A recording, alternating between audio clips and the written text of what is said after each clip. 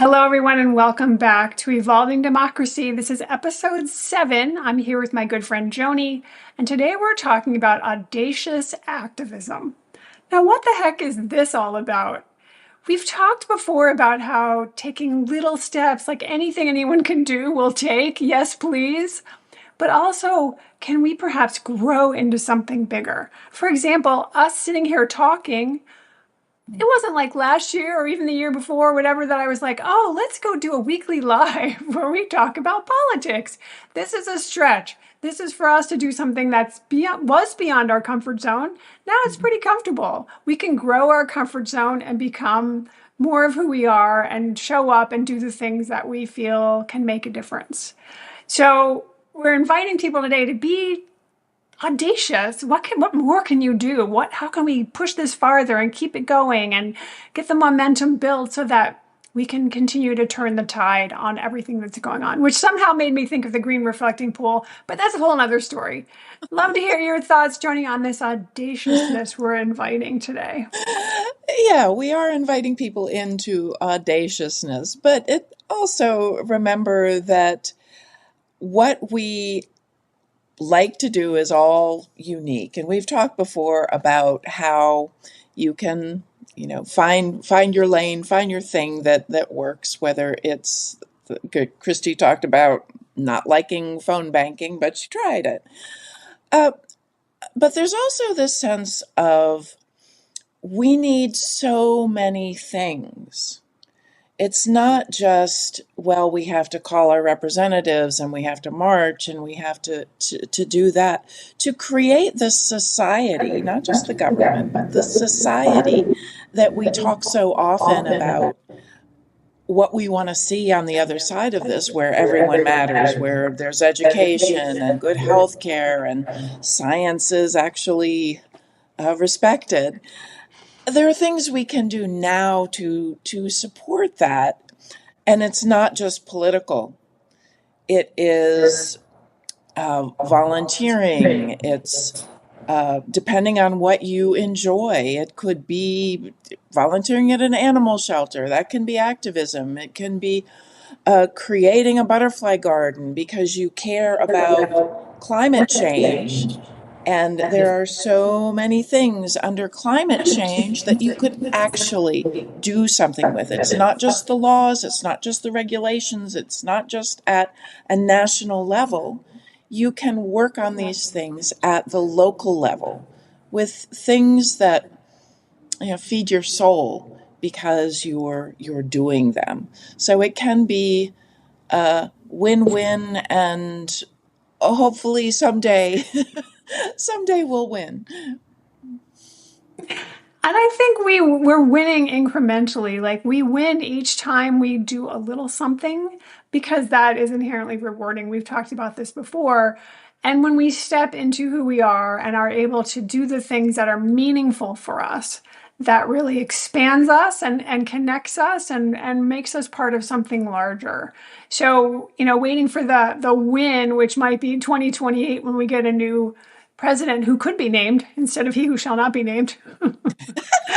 Then if we're waiting for our reward, so to speak, to come until then, that's going to be exhausting. But if we have a little reward of like, oh, look, the butterflies found the garden, or, oh, I felt really good when the person came to the homeless shelter and they got a meal that they wouldn't have had, or any way in which you show up supporting community, because that is so much of what we're talking about here, is the community idea of how do we do what's good for the larger good, what's in the highest good of all, which is, of course, linked to politics. Politics is life, life is politics. So this is part of that. And Ben put it beautifully. Each little thing that moves towards love is activism. I love that because we want to be active with our hearts, with our actions, with our minds, and directing that towards ourselves as well, with self-love around the times when I don't have time to go do this particular piece of activism, or the times where you're like, I do have it, I'm going to go. Just being on our own side as much as possible. It sounds kind of weird, but in a way that reduces the violence of the world by not being hard on ourselves and not being hard on others. So there's so much possibility in here to be audacious, to do something that's different, that's more of a stretch, something you didn't expect. I've talked many times about how I didn't expect to love protesting, but I do. And so those things that seem like, I could never do that. Once you do them, you can't be that same person again. Like I can't go back to being the person that's like, even the phone banking, to be honest, I did not love it. I could do it again. And I might at some point. Because part of me was like, if I kept doing this, this might become more comfortable, which maybe is a good stretch for me. I don't know. I mean, it's interesting trying to sort of find our lane that feels most aligned, where we feel the most meaning, the most significance, the most connection to whatever it is we're doing, which is part of what we were going to talk about today is, in addition to audacious activism, sort of political, identity. Like, who are you and what are the things that are most important to you? And both Tony and I concluded part of what it is what makes you the most upset, that it's not the way you would like it to be. I'd love for you to tell us, Joni, where you've landed with what the most important issue is and Yeah. kind of how you got there. I think that would be interesting. Yeah. And my most important issue is combating Christian nationalism. And some of you may know that I have a Ph.D. in pastoral counseling, which means I was trained as a counselor, but with additional training in religion and spirituality. And part of what led me there, because I did this in my 40s, I left business and went there. Part of what led me there was this feeling of I don't I don't understand Christianity right now. This was in like the 2000s. I just don't understand what's going on. I didn't understand the objection to LGBTQ, and the arguments just kept like resonating in my ear. Like, why is this happening? And I had gay friends. Well, they're still my friends, but it wasn't just that I knew people. It was also that on this level of spirituality, because I consider myself a spiritual person, I didn't understand exclusion. I didn't understand a God, if you use that word, who says, well, you can come in and you can't. That just, it didn't make sense to me. So I started this journey with going back to school to study pastoral counseling, and I did my dissertation research with conservative Christian counseling students who didn't want to work with LGBTQ clients. And one of the things that I found, which was really interesting, was my own heart softened to the people I was talking to. It's not like I was against them, but I was truly curious what was leading to this.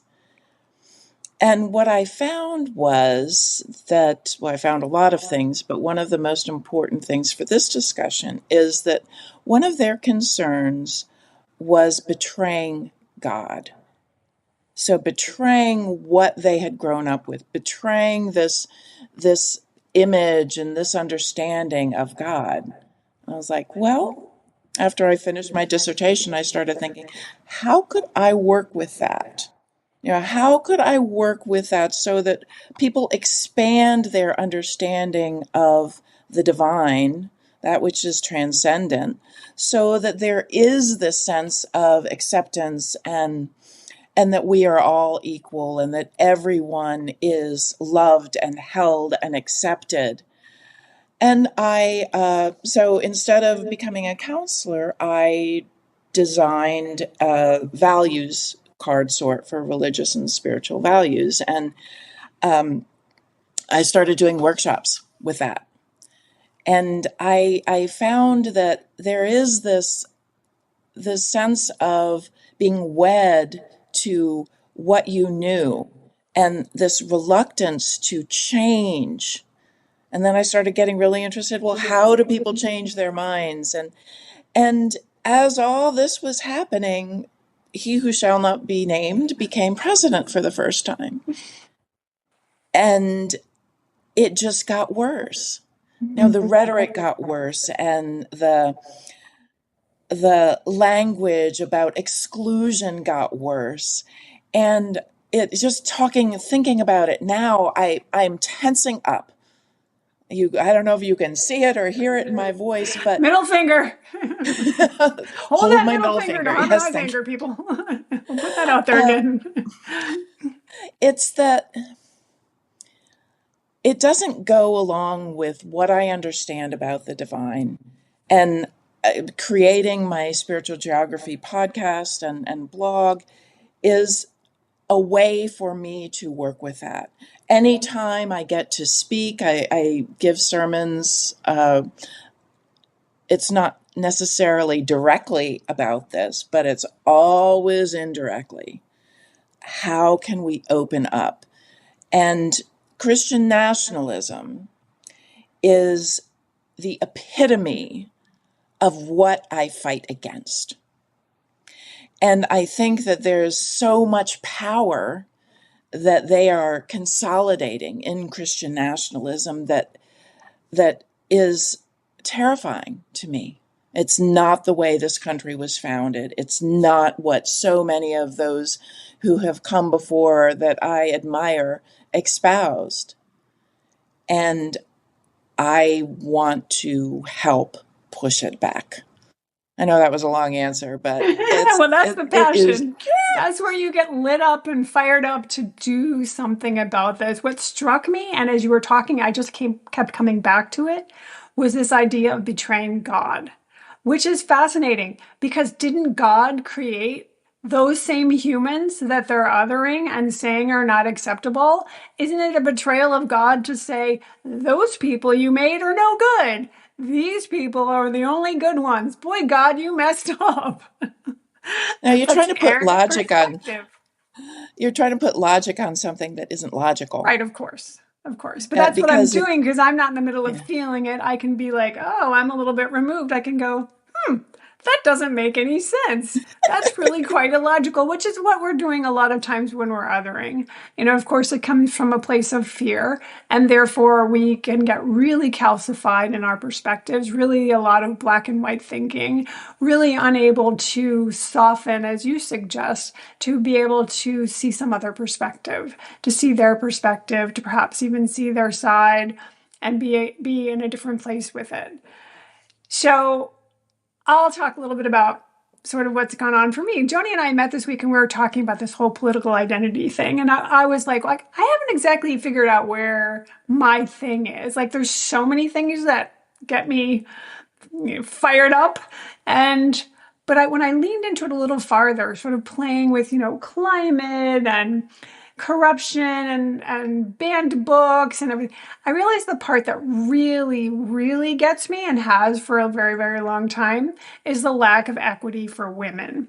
Whether it's in medical research for women, whether it's in equity in pay, there's just so many different ways in which women are treated as less than. And that is really something that fires me up because the whole hierarchy of somebody's above the other people to me is like a huge amount of the problem here. Dominance. Our dominance is why we have climate change issues. Like, we're going to dominate Mother Earth. Like, all the ways in which we consider ourselves better than someone else. And so I think the more we get equity with women and men, that helps solve a lot of the problems that are underneath. Now, there are certainly many, many subcategories to that, abortion and so on. And I haven't figured out exactly where to spend the bulk of my time, but I'm clear now. I'm clearer than I ever have been. Thank goodness. We've had these conversations for weeks, and I've never actually asked myself because I was busy trying to pepper my efforts at different places, like, oh, that's the current thing that's bugging me, and I think that's valid to some extent. Like, this week there's a vote, or you can object to them restricting mail-in voting. You can sign a petition before July 2nd, I believe it is, to tell the Postal Service to stand up to this reduction in restriction of mail-in voting.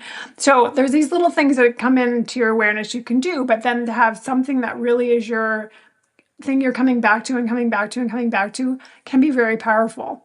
So I think if you're trying to find your thing, I think it's like what upsets you most and what sort of feels like your wheelhouse, like your thing. Like having been a woman in engineering, I I have this in spades. Oh, you should smile more. The more crazy comments. Oh, you're too attractive to be an engineer. Like, really? Like, oh my gosh, the biases and stupidity and ridiculousness. And then to see the pay, the difference in pay, the disparity in pay and so on. I mean, it's just I have a lot of that in there. And so many of my clients come to me who are women who in some way or another feel less than, who don't feel good enough, who somehow feel that they haven't met expectations. And so to see that over and over, like even if 10% of that could be better, oh, like that would be huge. So okay, I sort of have my marching orders, but I am going to continue to hone kind of where I'm headed. But I'm so glad we Yeah, had that conversation this week. yeah, and I think it's really interesting that Ben says, "You go, I sister." saw that. Thanks, Ben. I will. I'm a little lit up now. um, I think it's interesting that both of these things that we get passionate about have to do with people being treated equally.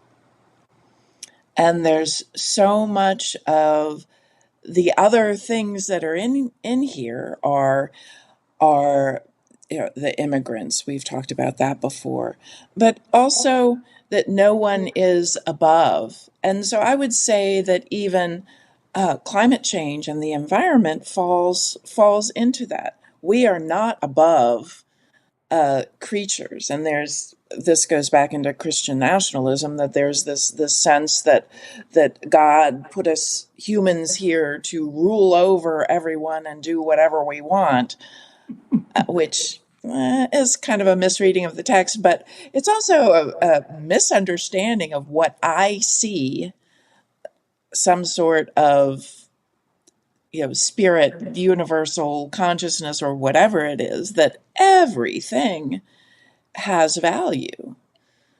And as we're talking, there's so much of all of these lives that we've done, all of these conversations that we have, is about that one thing. There's value everywhere.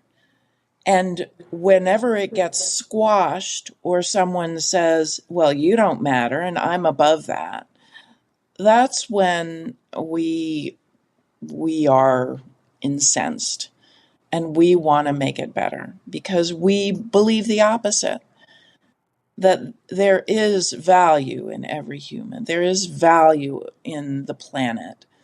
There's value in the insects and the animals and the flora and fauna and everything, every person, every country, every perspective, even those that we disagree with. There's something behind that value. And it sort of fascinates me in a way that there's a sort of a training, sort of a conditioning of people and their families, for example, to, these kind of people are no good. And therefore, then, how do you make connection? If connection is really about being open hearted and available and warm, perhaps, then isn't it easier to connect if you're more open to all? It seems like the conditioning really restricts your ability to be with people. It just makes your possible circle smaller and smaller and smaller until you're practically isolated, that you're just in this small environment of people who believe exactly what you believe, who do things exactly the way you do things, who look exactly like you do, for example, in the case of, being biased against other races. And it just really seems a way of creating isolation. They can argue that's exceptionalism, that they're so special, that they like being in this little clan of just these few people. But to me, it's sad. Like it's kind of a lonely, us against the world kind of perspective. That's boring, in my opinion. That too. No, I live in one of the most diverse places in the country. It's ranked as one of the most diverse towns in the country. And hearing different languages, um, The the food. the food, I the love food, different foods. It's and amazing. the grocery stores where you can get some of these odd things, and it's beautiful. And it just makes me curious. And we've talked before about how curiosity is a superpower. If you can be curious about someone else, someone who's different than you are, and it also works with someone who believes things that light your hair on fire. It worked for me when I was doing my dissertation Oh, research. It it worked in the conversations I've had since then with people who are in my lane. When I'm talking about spirituality, when I'm talking about religion, I can have a conversation with someone with whom I disagree because I know my stuff. And I also, with the counseling training, I know how to to talk about it so that I'm not too offensive. too offensive. But Just somewhat offensive. I'm Oh, somewhat offensive because I'm saying something that disagrees with what they're saying. So, but I learn when I'm talking to someone with whom I disagree. So it's not just this openness to those, this world of wonder out there, which is wonderful and we want, but somehow cultivating an open-hearted attitude to those with whom we disagree. It doesn't mean that we're not pushing back because, by God, we have to push back. This is untenable. yes. But you might find that you are at a dinner with someone who voted differently than you do, or working at a soup kitchen with someone who thinks differently than you do. And being able to say, I don't have all the answers. The sense of humility and curiosity go hand in hand so that we can have the conversations in a way uh, that might help plant a seed to change someone's mind. And that goes with knowing we don't have all the answers, but it also goes with just being fine with not knowing the outcome. That what we do now, we don't know the outcome of it. We could plant a seed and it takes root. We don't know. We could do all this work and maybe the outcomes we want don't happen today. It doesn't mean that the work we're doing isn't important and that we are and can be links in a chain to something that might come to fruition later.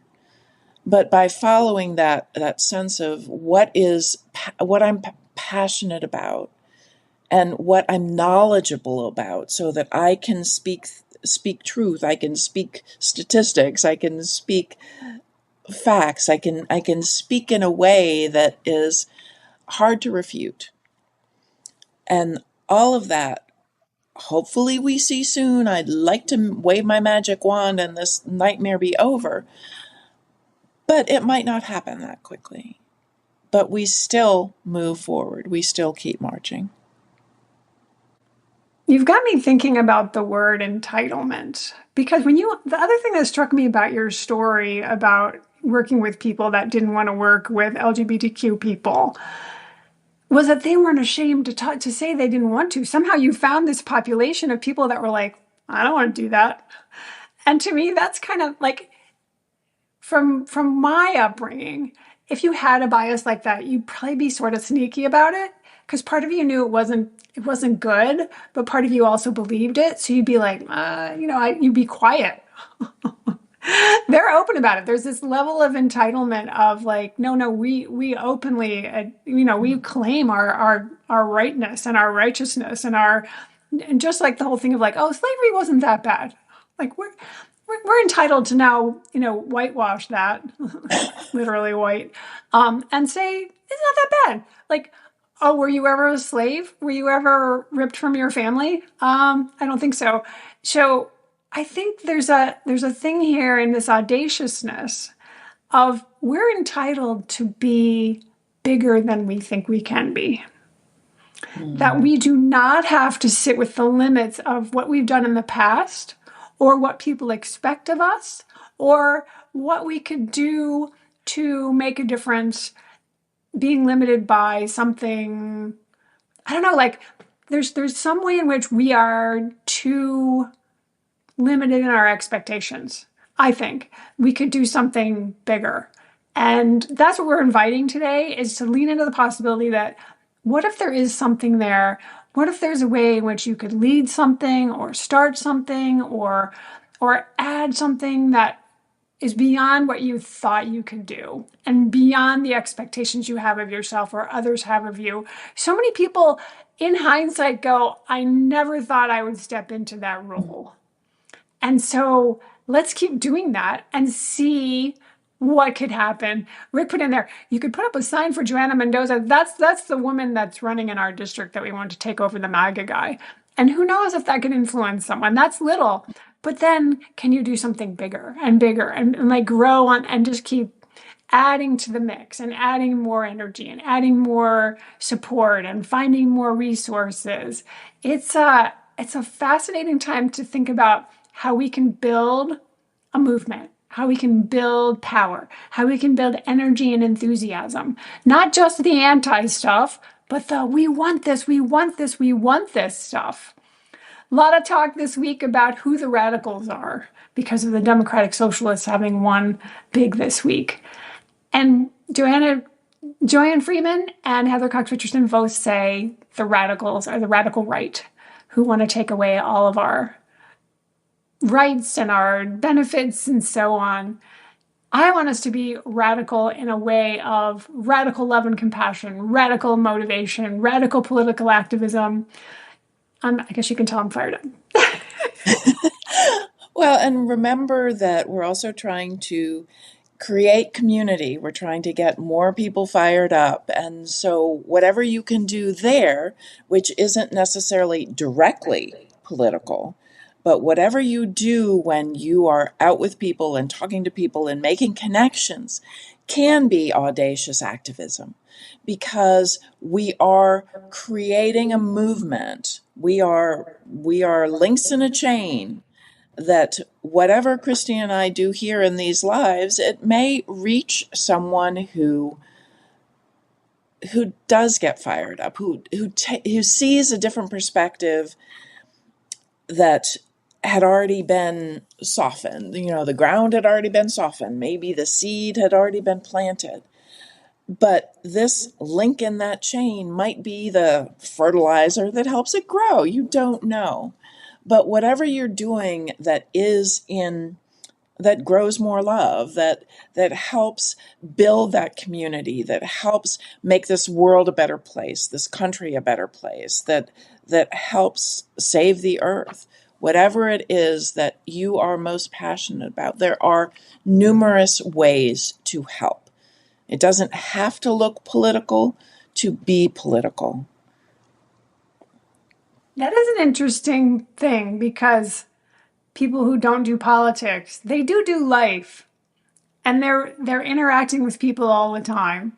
And what they say and what they do does make a difference. And it does have a human impact, which is political Mhm. in that sense. It is really us about, us connecting as fellow humans that this is all about because it's the dehumanization that is at the core of these problems that we're facing right now. And that they're selling it. They're repackaging and selling it as not dehumanization oftentimes. So people will be misled and so on. The more we can connect, the more we can be in community, the more we can support one another. It's kind of, undermining the grand plan of the regime, so to speak. They can't stop us from connecting. And that's where the power comes. I love that. They can't stop us from connecting. They can't stop us from moving forward in love. So, on that note, let's put love into action together. Together. See you next time. Thanks so much for coming. Bye.